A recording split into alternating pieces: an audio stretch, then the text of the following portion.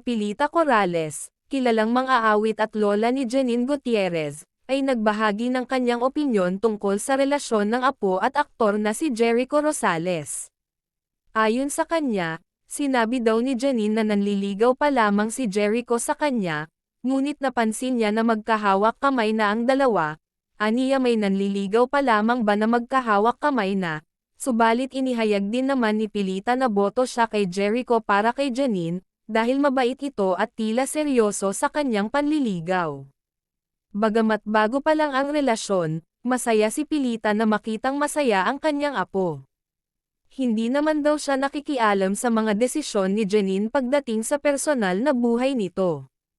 Binanggit din niya na mahalaga sa kanya na makitang tunay ang pagmamahal ni Jericho para sa apo. Pinuri pa ni Pilita ang pagiging matino at responsable ni Jericho bilang isang tao at aktor. Para kay Pilita, sa mga nakikita niya, mukhang maayos at maganda ang relasyon ng dalawa.